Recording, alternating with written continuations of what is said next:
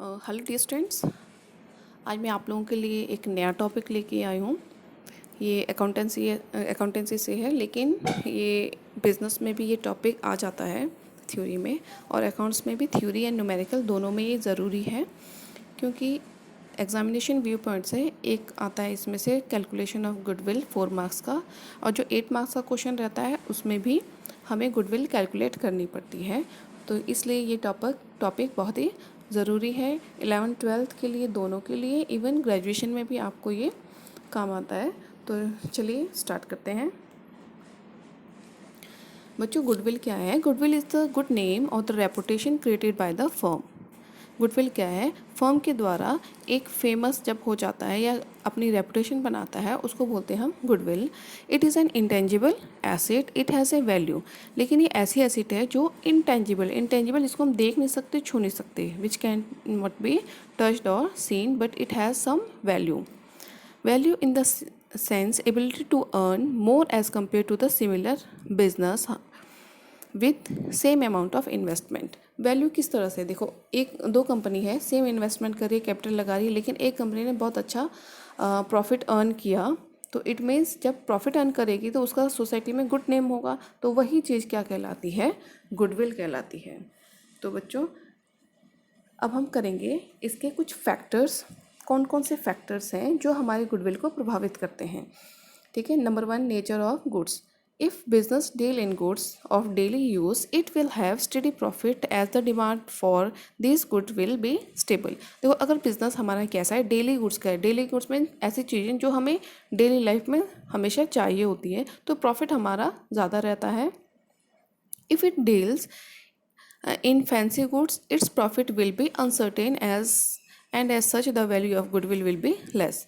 देखो, अगर हम किसी फैशनेबल गुड्स में हम डील कर रहे हैं, आपको पता है फैशन हमेशा नहीं रहता, तो वो चेंज होता रहता है, तो प्रॉफिट भी यहाँ पे क्या है? अनसर्टेन है, सर्टेन नहीं है, कुछ भी हो सकता है, कभी ज़्यादा भी हो सकता है, कम भी हो सकता है, तो गुडविल यहाँ पे कम रहती है। नेक्स्ट है location. Location mean location of your business.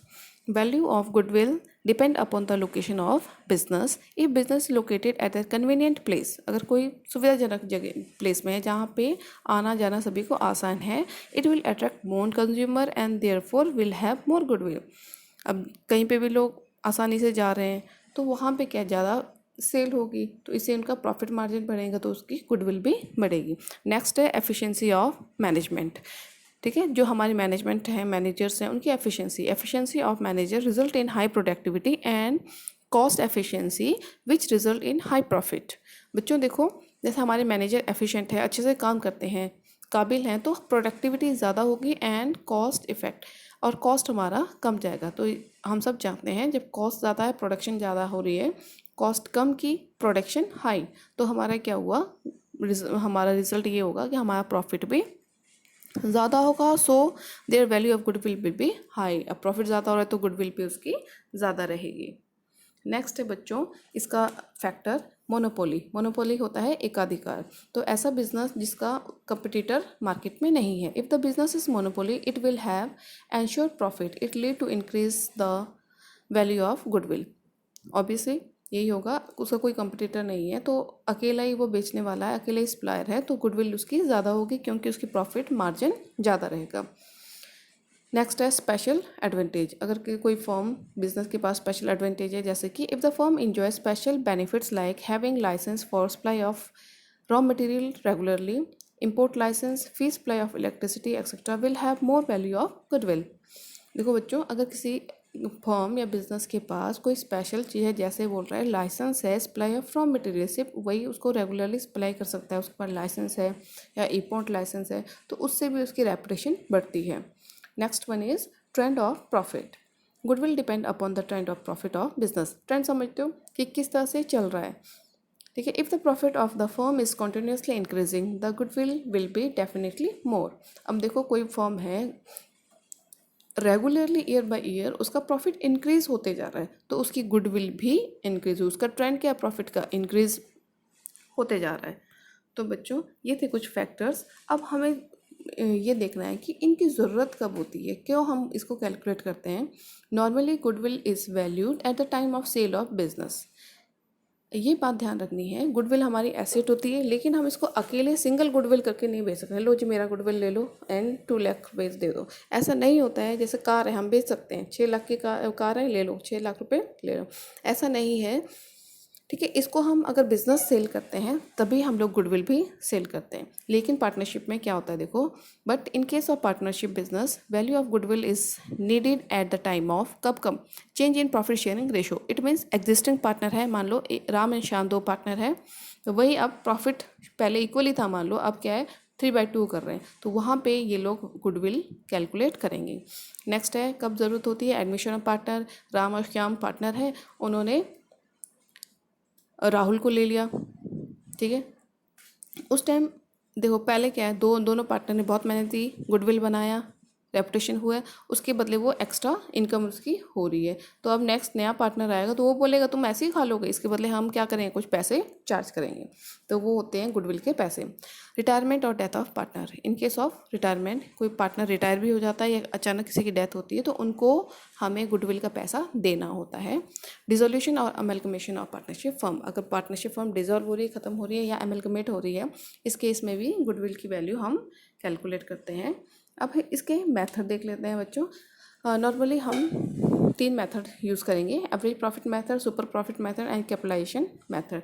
ये आपके इंपॉर्टेंट मेथड्स हैं जिसके हम कैलकुलेट करेंगे। नंबर 1 आता है हमारा एवरेज प्रॉफिट मेथड। बच्चों एवरेज निकालना सबको ही आता होगा, आई थिंक सो, ठीक है। In this method goodwill is calculated on the basis of the number of past year profit. देखो इसमें क्या करेंगे, गुडविल हम पास्ट ईयर के प्रॉफिट, पिछले सालों के कुछ प्रॉफिट दिए होंगे, उसका हम एवरेज निकालेंगे, ठीक है। उसको नंबर ऑफ ईयर से फिर मल्टीप्लाई करते हैं। देखो average of such profit is multiply by agreed number of year. ये जो एग्रीड नंबर ऑफ ईयर है बच्चों, ये हमेशा क्वेश्चन में दिया रहता है, ये दिया रहता है। तो हम लोग क्या कर सकते हैं, इसकी हेल्प से गुडविल कैलकुलेट करते हैं। गुडविल क्या है, गुडविल निकालने का फॉर्मूला है average profit multiply number of year purchased, ये हमारा इसका फॉर्मूला है। और एवरेज प्रॉफिट निकालने का फॉर्मूला क्या है बच्चों, average profit equal to total profit, ये बच्चों यहाँ पे नीचे आया है, divided by number of year. अगर नहीं दिख रहा है तो divided by number of year, total profit ये डिवाइडेड बाय, ये यहाँ पे साइड में चला गया, ये इसका फॉर्मूला है। नेक्स्ट हम लोग एक न्यूमेरिक इसको, लेकिन एक हाँ कुछ चीज़ें जो बहुत ध्यान में रखनी है इस क्वेश्चन को करने से पहले, abnormal income of the year should be deducted. मान लो कोई एबनॉर्मल प्रॉफिट हो रहा है, कोई इनकम आ रही है, उसको हम प्रॉफिट में नहीं लेंगे। फॉर एग्जांपल कोई केस हमने हमारा कोई केस चल रहा था, हम जीत गए, तो हमें उसमें से पैसा आया, इनकम तो हुआ, लेकिन वो बिजनेस का नहीं है, तो बच्चों उसमें हम वो इनकम को ऐड नहीं करेंगे। Next one is abnormal loss of a year, ठीक है। अगर एबनॉर्मल लॉस हो रहा है, लॉस बिजनेस के जो डीलिंग हो रही है उससे हमें लॉस होता है, वो नॉर्मल होता है। एबनॉर्मल मान लो कोई अचानक बाढ़ आ गई है, चोर कोई कुछ ले गया, इस तरह का लॉस हो रहा है, तो वो हमारा एबनॉर्मल है, उसको कंसीडर करना होता है, वो लेना होता है हमें। नेक्स्ट है income from investment should be deducted out of the net profit. अगर इनकम फ्रॉम इन्वेस्टमेंट, अगर कोई हमने इनकम कहीं इन्वेस्ट की है, मान लो किसी दूसरी कंपनी के शेयर लिए, उसमें से हमें कुछ प्रॉफिट मिल रहा है, तो उसको हमने नहीं लेना है। तो ये कुछ बातें हैं जो हमें ध्यान में रखनी है। अब हम एक न्यूमेरिकल करेंगे। For example X limited agree to purchase business of a sole trader. जो अभी मैंने कहा था कि बिजनेस में जब बिजनेस बिकेगा तभी हमारा गुडविल भी बिकेगा, उसकी वैल्यू आंकी जाएगी। अकेला बिजनेस जब अकेला गुडविल नहीं सेल कर सकता। For purpose goodwill is to valued at 3 year purchase of average profit of 5 year. अभी मैंने कहा था, तो ईयर ऑफ परचेज ये हमेशा क्वेश्चन में दिया रहेगा। तो कितने साल का है, 5 ईयर का है, 5 ईयर का हमने निकाला है। अब यहाँ पे देखिए प्रॉफिट फॉर द लास्ट, इसमें ईयर दे रखा है और प्रॉफिट भी दे रखा है।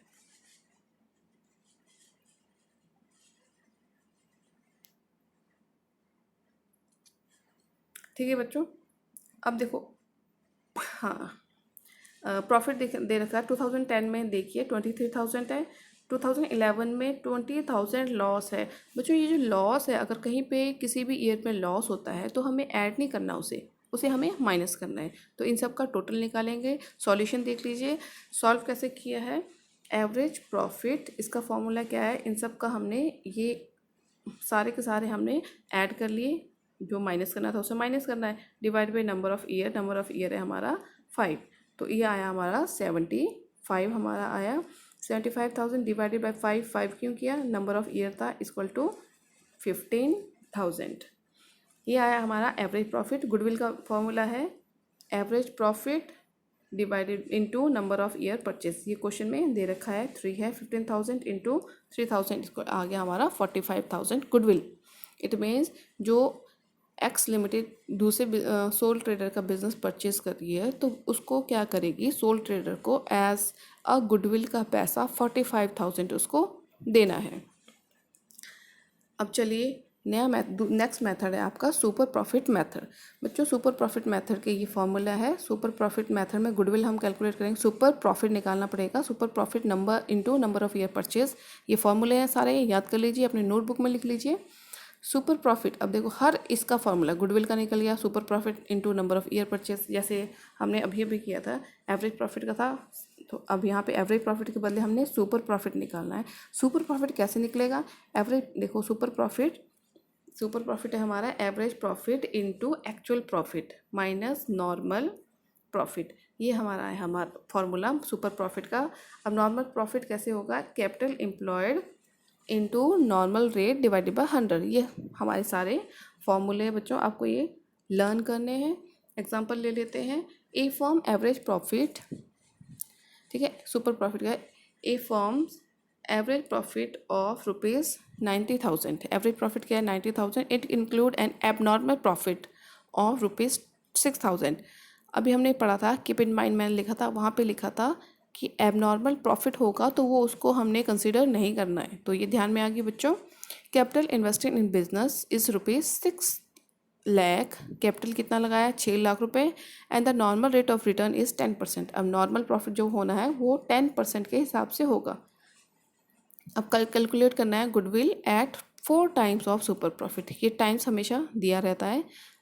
अब देखो सॉल्यूशन, हमें अभी अभी हमने फॉर्मूले में पढ़ा 3-4 चीज़ें हमें कैलकुलेट करनी है। तो गुडविल का formula super profit into number of year purchase, तो ये हमारा निकलेगा, हमें चाहिए इसके लिए एवरेज प्रॉफिट। एवरेज प्रॉफिट देखो बच्चों कैसे निकलेगा, average profit minus normal profit, ये आया हमारा, या super profit normal profit, average profit minus normal profit 90,000 था हमारा एवरेज प्रॉफिट, इसमें है हमारा एबनॉर्मल प्रॉफिट आया हमारा क्वेश्चन में जो दे रखा 6,000, तो ये आ गया हमारा 84,000, ठीक है। 84,000 हमारा क्या है, ये एवरेज प्रॉफिट, ठीक है बच्चों। अब हम करेंगे normal profit, capital employed into normal rate of return. Capital employed था हमारा 66,000, 6 लाख, नॉर्मल रेट है इसमें 10%, तो कैलकुलेट किया तो 60,000 हमारा यहाँ पे नॉर्मल प्रॉफिट आया। Super profit actual profit minus normal profit, तो एक्चुअल प्रॉफिट आया है हमारा बच्चों, ऊपर देखिए सबसे पहले हमने कैलकुलेट किया था 84,000 माइनस 6,000 था हमारा नॉर्मल, 60,000 आया हमारा नॉर्मल प्रॉफिट, ये आया हमारा 24,000, सुपर प्रॉफिट आया हमारा 24,000। अब गुडविल कैसे कैलकुलेट करेंगे, super profit into number of year purchase, super profit 24,000 into number of year, question में 4 ईयर दे रखा है, तो हमारा आंसर आया 96,000। अब नेक्स्ट लेते हैं बच्चों, थर्ड मेथड है हमारा कैपिटलाइजेशन मेथड। तो कैपिटलाइजेशन मेथड के भी 2 तरह से हम लोग करने वाले हैं, by capitalising the average profit, दूसरा है कैपिटलाइजिंग द सुपर प्रॉफिट। तो बच्चों ये दोनों मेथड से हम एक न्यूमेरिकल करेंगे, लेकिन कुछ बातें ध्यान में रखनी है। एवरेज प्रॉफिट कैलकुलेट करना है, फिर कैपिटलाइज द एवरेज प्रॉफिट, वो कैसे किया जाता है, total value of business. Capitalise कैसे करेंगे, टोटल वैल्यू ऑफ बिजनेस, फिर उसके बाद कैलकुलेट द नेट एसेट, ठीक है, नेट एसेट भी निकालना है हमें, टोटल एसेट, उसमें एक्सक्लूड करेंगे गुडविल, माइनस करेंगे लाइबिलिटी अगर हमने किसी बाहर के लोगों को देनी है। तो गुडविल हमने कैलकुलेट करनी है, value, total value of business minus net acid. ठीक है, ये हमारा है एवरेज प्रॉफिट। किस तरह से कैलकुलेट करेंगे, अब हम एक क्वेश्चन देखते हैं। A firm employed 6 lakh as capital, capital कितना लगाया 6 lakh. Investor are not satisfied with a income less than 20%। ठीक है, अब इन्वेस्टर क्या चाह रहे हैं कि हमें 20% से कम प्रॉफिट नहीं चाहिए। ठीक है बच्चों, नॉर्मल रेट ऑफ रिटर्न कितना होना चाहिए, कम से कम 20%। Profit likely to be earn by the firm is ₹2 lakh. तो नॉर्मली कितना इसका होना चाहिए, एक्चुअल में प्रॉफिट कितना है इसका 2 लाख। अब हमने करना है goodwill, find out the goodwill on the basis of 2 year purchase of super profit. अब सॉल्यूशन देखो, गुडविल का फॉर्मूला क्या है, super profit into number of year purchase. ठीक है, normal profit capital employed into rate of return, ये formula हमारा calculate करने का है। तो बच्चों इसको याद करना है। तो हम लोग फार्मूला पुट करते हैं, कैपिटल एम्प्लॉयड कितना है, क्वेश्चन में दे रखा है 6 लाख, और रेट ऑफ रिटर्न 20%, 20/100 आया हमारा। नॉर्मल प्रॉफिट आ गया 1,20,000। ये 1,20,000 क्या है बच्चों, ये आ गया हमारा नॉर्मल प्रॉफिट।